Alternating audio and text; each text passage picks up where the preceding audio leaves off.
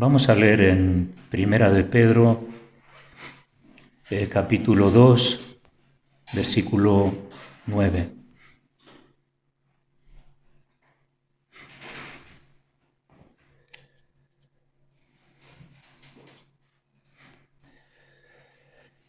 El pueblo de Dios.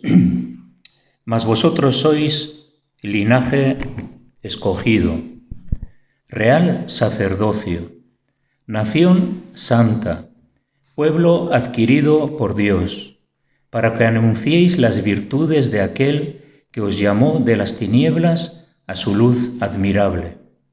Vosotros que en otro tiempo no erais pueblo, pero que ahora sois pueblo de Dios, que en otro tiempo no habíais alcanzado misericordia, pero ahora habéis alcanzado misericordia. Bueno, después de este desafío del vídeo y también de la realidad en el mundo, ¿no? Por una iglesia que Dios ha levantado, aquí dice que somos linaje. Linaje tiene que ver con la creación de Dios, es la familia de Dios, es un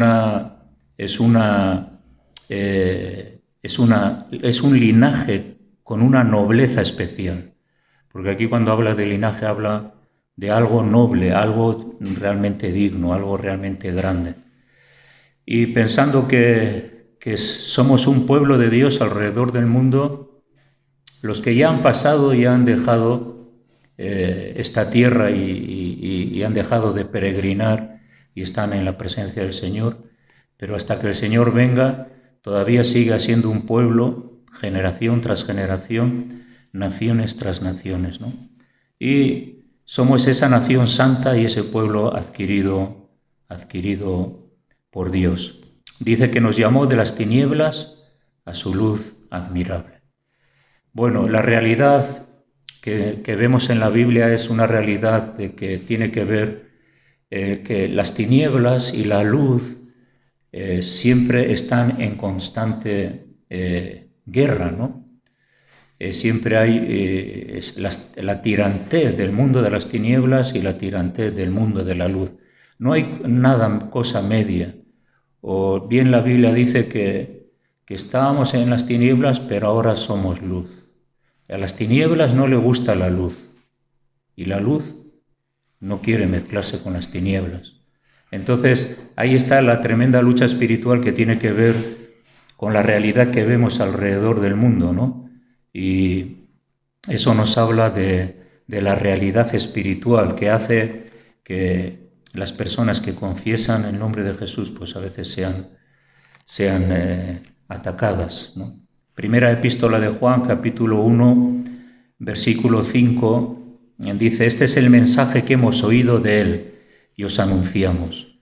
Dios es luz y no hay tinieblas en él.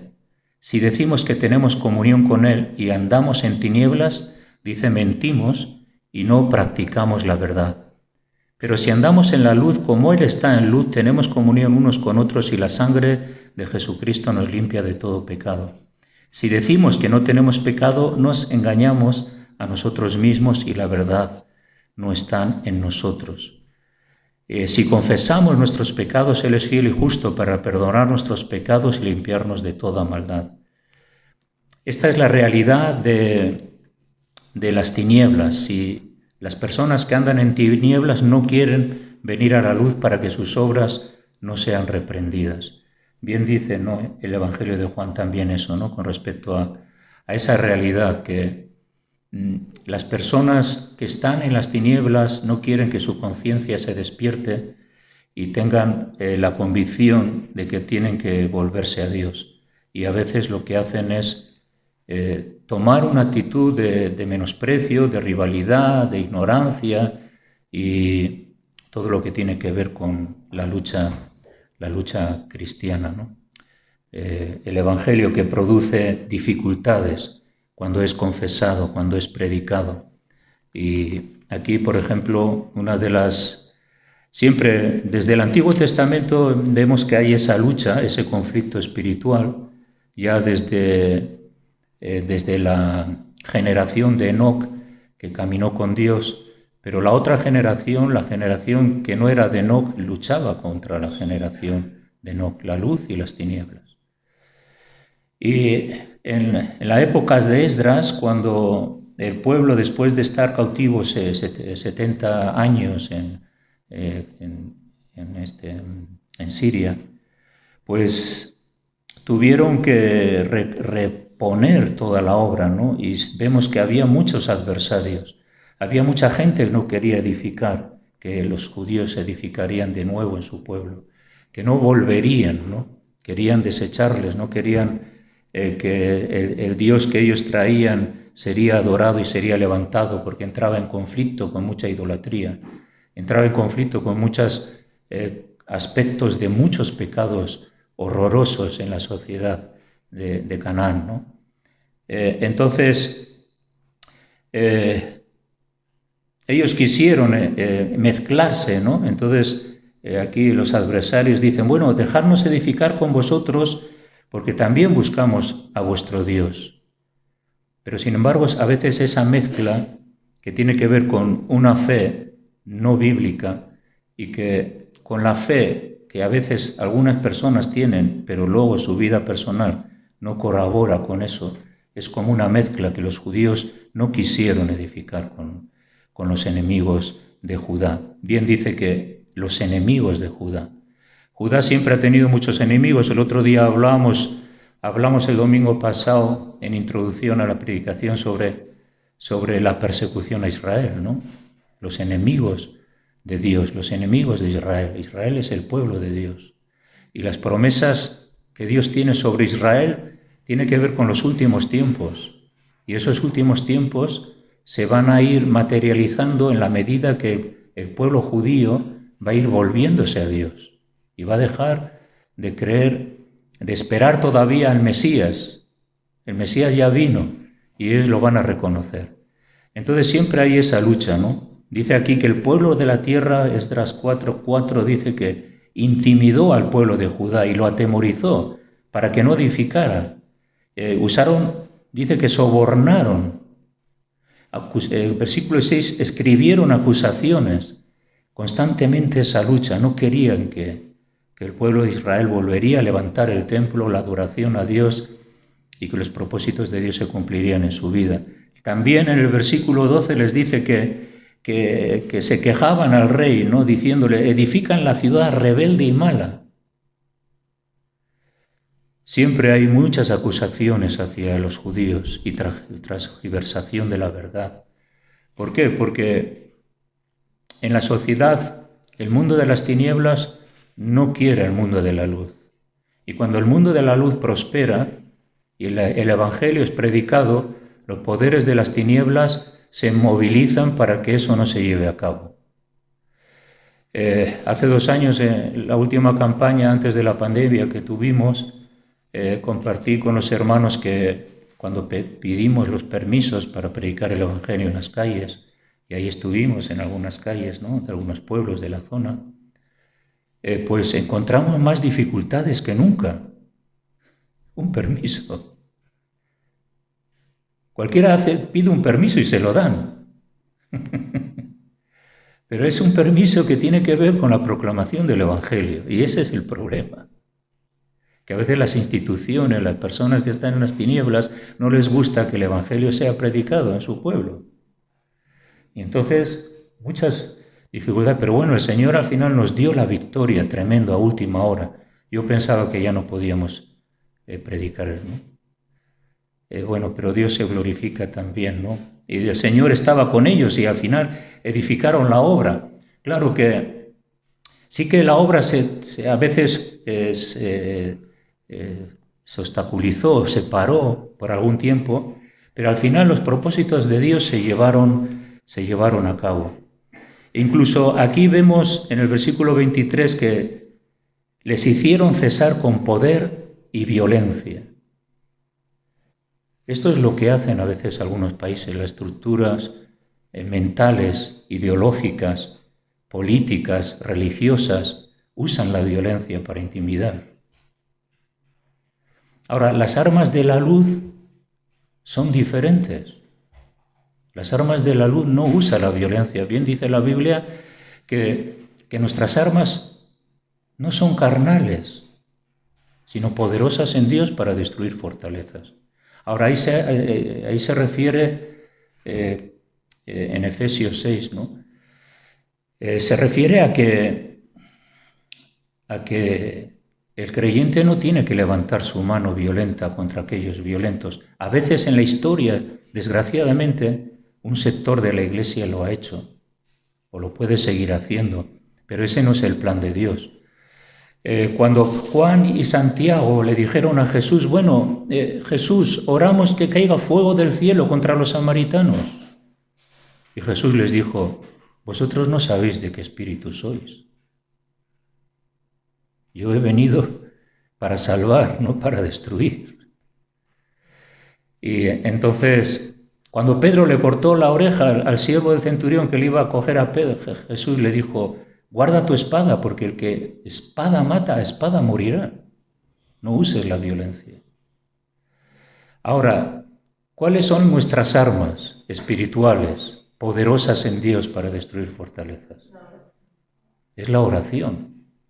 Y estos hermanos lo que hacen es orar y orar y orar. Es su única arma, pero es más poderosa que cualquier ideología, que cualquier sabiduría humana, que cualquier actitud que puedas tú pensar que pueda ser la salida, sino la oración.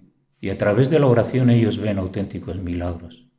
Algunos sí que pierden la vida, ¿no? Pero también la Biblia enseña que siempre ha habido un sector y habrá un sector de la Iglesia que sufra persecución.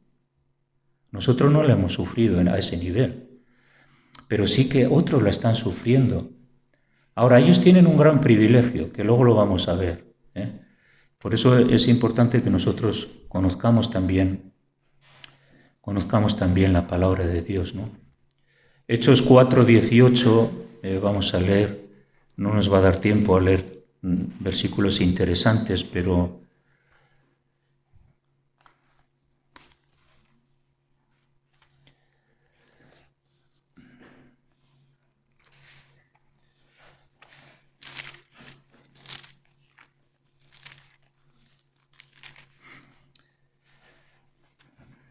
Hechos 4:18, aquí un cojo fue sanado y no les gustó a los judíos, a fariseos, samaritanos. Al mundo de las tinieblas no le gusta que se manifieste el reino de la luz, no les gusta, no les agrada que Dios sea glorificado. Es curioso, ¿no? ¿Verdad? Pero podían alegrarse, un cojo de nacimiento, y tenía 40 años, y Dios le levanta, y se encienden a ir a los judíos y los religiosos. Pues da gracias a Dios que un cojo se ha sanado, ¿no? Pero ¿qué va? El mundo de las tinieblas, a veces las tinieblas está detrás de las religiones. Y ejecutan el mundo de las tinieblas a través de decisiones injustas. Y entonces ellos dicen, y llamándolos a los creyentes, les intimidaron, diciéndoles, oye, vosotros que en ninguna manera enseñéis ni habléis del nombre de Jesús. Mas Pedro y Juan respondiéndoles, les dijo, juzgad si es justo delante de Dios obedecer a vosotros antes que a Dios. Porque no podemos dejar de decir lo que hemos visto y oído. Y ellos entonces les amenazaron. Y luego la historia sigue ahí. Ellos luego oraron. ¿Y qué pasó cuando oraron? Que el lugar tembló y todos fueron llenos del Espíritu Santo y seguían predicando la palabra de Dios. Vencieron. Pero vencieron porque oraron. Y esa es nuestra arma, que cuando yo estoy bajo presión, que cuando estoy con dificultades, que cuando no me hacen caso, cuando sufro ignominia, menosprecio, ignorancia, mi oración a Dios es la que me abre paso para seguir adelante con mis convicciones y servir al Señor, ¿no? Con alegría. Eso es lo que Dios quiere. Hechos 8:1. Tenemos aquí la tremenda persecución sobre la Iglesia, la primera gran persecución sobre la Iglesia en Hechos de los Apóstoles. Era una iglesia recién nacida en el aposento alto. Cuando vino el Espíritu Santo, empezaron a hablar en lengua, recibieron la fuerza y la inspiración, salieron a predicar y hubo un tremendo avance, ¿no?, del Evangelio, ¿no? Pero a Esteban le mataron, a Pedro le carcelaron, pero salió. A veces la soberanía de Dios no lo entendemos porque unos tienen que morir y otros no, pero Dios tiene el control. Y entonces Saulo, este mismo que perseguía, luego se convirtió. Él era un jovencito y estaba cuidando la ropa de aquellos que estaban apedreando a Esteban. Estaba allí, viendo cómo mataban a Esteban, y él estaba custodiando la ropa de los atacantes. Y luego él se convirtió, ¿no? Él fue cómplice, pero Dios tuvo misericordia de él luego. Es increíble, ¿no? Bueno, el caso es que dice, y Saulo consentía en su muerte, en la muerte de Esteban, ¿no? En aquel día hubo una gran persecución contra la iglesia que estaba en Jerusalén, y todos fueron esparcidos por las tierras de Judea y Samaria, salvo los apóstoles. Esto es lo que ocurre, la esparción. Cuando los creyentes son perseguidos, se tienen que esconder, tienen que huir. Cuando los sistemas políticos son violentos, la gente tiene que huir. Las guerras hacen que huyan, la hambruna hace que la gente huya, se marche.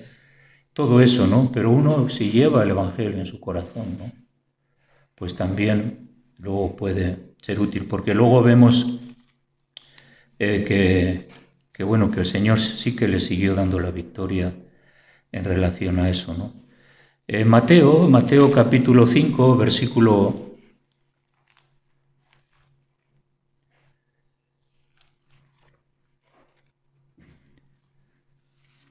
Mateo 5, 10.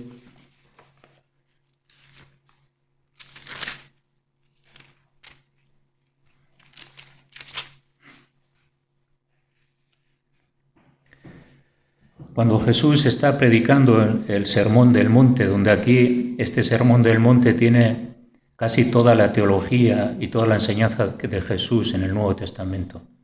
Es un compendio de todas las verdades y toda la realidad espiritual. Dice, bienaventurados los que padecen persecución por causa de la justicia. Dice, bienaventurados los que padecen persecución por causa de la justicia. Así que Jesús está profetizando que sí que va a haber persecución. ¿Pero por qué causa? Por causa de la justicia de Dios a través de Jesucristo, quien murió y resucitó y perdona los pecados de los hombres. Sabemos que hay alguien que no le interesa que el Evangelio sea predicado, ese es el diablo. Y el diablo tiene muchas personas que le van a hacer caso y le van a inspirar para que sean instrumentos de freno al Evangelio. Y la persecución es lo que está ocurriendo alrededor del mundo. Pero esto se alza, esto es algo tremendo, porque dice Jesús que el que es perseguido por causa de la justicia es bienaventurado. Esa es la diferencia. Bienaventurado, ¿por qué? Dice, porque de ellos es el reino de los cielos. Así que aquí no acaba todo. La realidad es que aquel que ha dado la vida por Cristo va a recibir una corona y Jesús ya le llama bienaventurado. Y le dice, bienaventurados sois, versículo 11, cuando por mi causa os vituperen y os persigan, y digan toda clase de mal contra vosotros, mintiendo. Así que hay vituperio, hablan toda cosa de mal contra vosotros y además mienten. Eso es lo que hace el mundo de las tinieblas. El mundo de las tinieblas usa la mentira contra los creyentes, transgiversan la verdad y hacen que a veces los sectores se enfoquen en contra, diciendo la mentira y diciendo la verdad, y frenando la verdad. Y eso es lo que se experimenta en muchos ámbitos de la Iglesia, ¿no? las conversaciones, las mentiras que hablan, los bulos que salen, las quejas, todos esos juicios injustos hacia personas santas. Pero es el diablo también, inspirador de la mentira para hacer su obra maligna, ¿no? Pero sabemos que eso Dios lo tiene también controlado, ¿no? Vivir en armonía, ¿no?, con la palabra de Dios y la justicia, pues trae persecución, indudablemente. Jesús dijo que los mayores enemigos a veces del creyente serán los de su propia casa. Y eso es duro, ¿eh? Cuando por causa de la fe los de tu propia casa se levantan contra ti. Yo ya sé lo que es eso. Entonces, nos damos cuenta, ¿no?, que siempre la obra del Espíritu de Dios, la luz del mundo, va a hacer que las tinieblas estén en constante conflicto con nosotros. Cuando confesamos el nombre del Señor, cuando llevamos una vida recta en santidad, empiezan los problemas. Aquel que pensabas que era tu amigo te ofende, te traiciona. Aquel que creías que era buena persona de repente te deja de hablar. Todo eso, ¿no? Porque tú estás viviendo bien y al diablo no le gusta. Y quiere que tú, pues, y nosotros hacemos eso, ¿no? Pero bueno, si nos negamos a nosotros mismos, ¿no?, y nos apartamos de esta malvada sociedad, de este estilo de vida, ¿no?, y vivimos no como creyentes tibios, sino creyentes llenos del Espíritu Santo. ¿Qué hace la tibieza? La tibieza hace que tu corazón se conforme a este mundo. Y entonces Jesús bien lo dijo en los Evangelios: ¡ay de vosotros cuando los hombres hablen bien de vosotros! ¡Ay de vosotros cuando los hombres hablen bien de vosotros! Porque quizás estamos tan conformados a este mundo que no tenemos problemas por eso. El diablo no tiene conflicto con nosotros. Ahora, pero si vivimos rectamente, vamos a ser impopulares, vamos a sufrir rechazo y vamos a sufrir crítica. Pero la oración es la forma de vencer esa realidad espiritual que nos rodea y salir hacia adelante victoriosos, ¿no? En cuanto dependa de nosotros, tenemos que estar en paz con todos los hombres. Ahora, si los hombres no quieren estar en paz contigo, no puedes hacer nada. Orar, pero tú, orar por aquellos que te están machacando porque eres creyente, ¿no? O porque te estás involucrando, ¿no? A veces suelen decir, pero ¿por qué vas a la iglesia allí? Pues si tú puedes hacer otras cosas, puedes, ¿no? Pero vengo a adorar a Dios. Pero bueno, tú tienes fuerza, eres joven, puedes hacer muchas cosas, ¿para qué vas a...? Te intimidan, ¿no? Si no vale la pena que vayas a la iglesia. A que lo has oído muchas veces, ¿no? Aquí, ¿para qué vas? Vive tu vida, ¿no? Pero sabemos que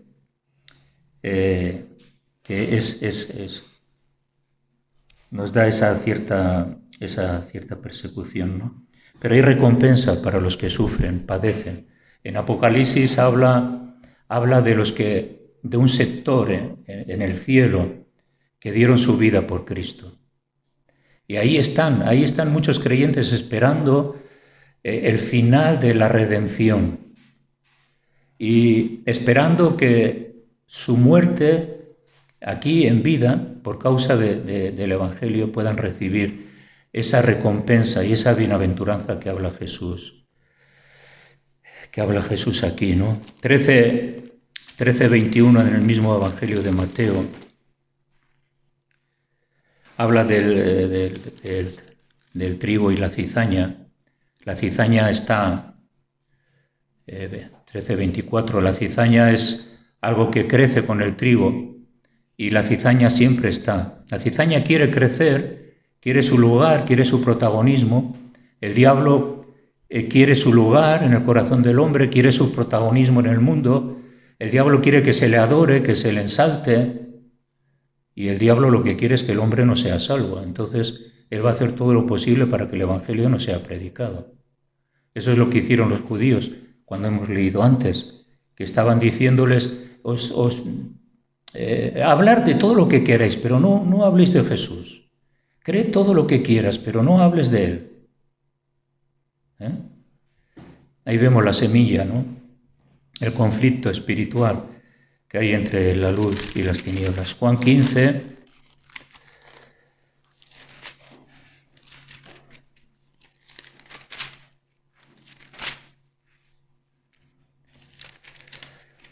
...15, 18...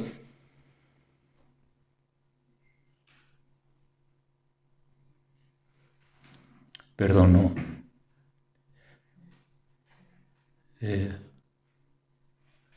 18 años. No, he apuntado mal. Perdón, sí, Juan 15, 18, sí. Estaba en Mateo.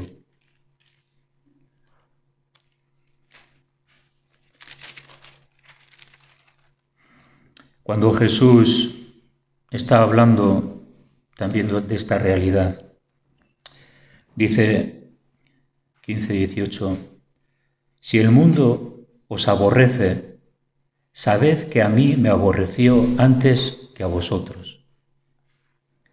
Si fuerais del mundo, el mundo amaría lo suyo, pero porque no sois del mundo, antes yo os elegí del mundo, por eso el mundo os aborrece. Acordaos la palabra que yo os he dicho. El siervo no es mayor que su señor. Si a mí me han perseguido, también a vosotros os perseguirán. Si han guardado mi palabra, también guardarán la vuestra. Mas todo esto os harán por causa de mi nombre, porque no conocen al que me ha enviado. ¿Por causa de quién? Por causa de Jesús. No hay otra cosa. Es por causa de Él.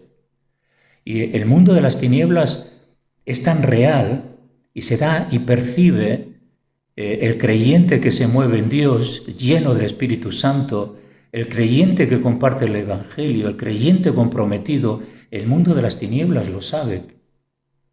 Y entonces va a hacer que tú te apartes, ¿no? Te crea conflictos, te crea persecución, te crea injusticias, mentiras de la gente, falsas acusaciones, cualquier otra cosa. El caso es que tú te desanimes.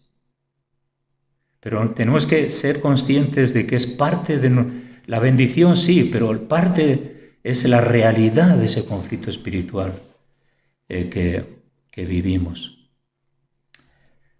Entonces, vamos a leer un versículo más, 1 Juan 1:3.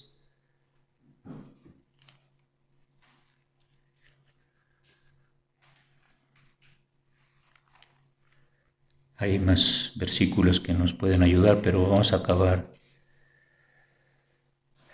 1:5. Dice, Dios es luz. Este es el mensaje que hemos oído de Él y os anunciamos. Dios es luz y no hay ninguna tinieblas en Él. Si decimos que tenemos comunión con Él y andamos en tinieblas, mentimos y no practicamos la verdad. Pero si andamos en luz como Él está en luz, tenemos comunión unos con otros y la sangre de Jesucristo nos limpia de todo pecado, lo que hablábamos antes. Entonces, cerrando este mensaje, ¿no? Hay una realidad. A veces algunos, toda la iglesia en el mundo sufre persecución.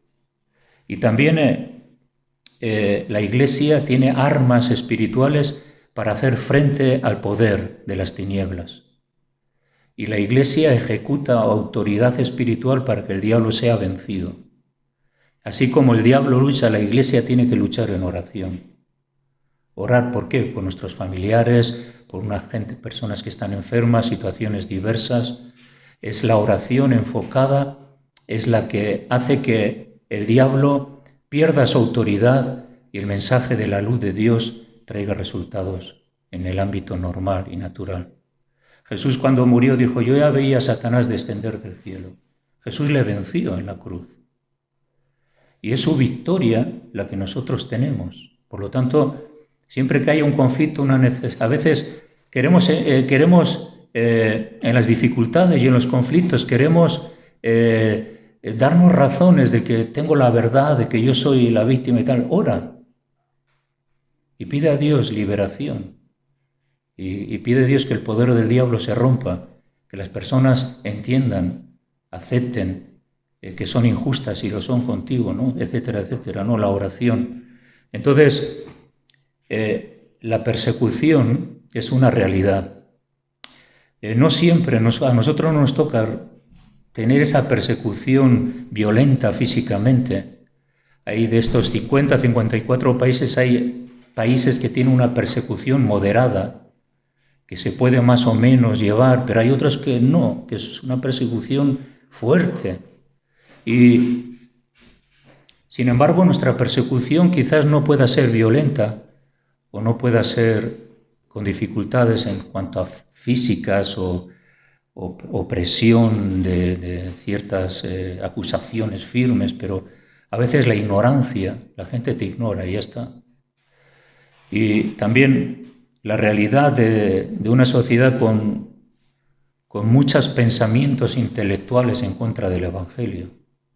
El humanismo que hay es algo que desecha a Dios, que no quiere conocer a Dios. Ciertos sectores políticos y religiosos que nos enfrentamos, quizás no son violentos, pero ideológicamente sí. Y de hecho vemos que cada vez el cristianismo se quiere erradicar y se quiere meter cada vez más las tinieblas en una sociedad que ha sido siempre creyente. La cruz se quiere quitar en las iglesias, en los colegios, ¿no? No se quiere que los niños reciban enseñanza en los colegios cristiana. Quieren erradicar el cristianismo y las normas cristianas y quieren imponer otras que tiene que ver con un estilo de vida del mundo y de las tinieblas, claro. Entonces la oposición violenta ahí también, ¿no? Hermanos, que tenemos que orar por nuestros hermanos que están sufriendo, pero también tenemos que ser conscientes que hay una batalla espiritual que no se puede vencer de otra manera sino con la oración. No hay otra manera. No es que yo soy muy sabio, sé tratar a la gente, me voy a saber mover en este ambiente, si quizás, bueno, voy a saber coger el toro por los cuernos. ¿Qué va? La oración. La oración. Es la oración lo que hace la diferencia. Y además uno puede sentir la victoria. En la oración sientes la victoria, sientes el mundo espiritual a tu favor, sientes que Dios te ayuda, que está contigo, que opera, que obra, que ves los milagros de Dios en tu vida, que ves cómo Dios te guarda, cómo Dios te libra. Todo eso, ¿no? Hay una opresión, pero nosotros no nos podemos quejar en relación a nuestros hermanos, ¿no? Perseguidos. Entonces, pues que el Señor nos ayude a ser conscientes de esta realidad espiritual y que seamos capaces de valorar lo que tenemos e incentivar también nuestra vida de oración.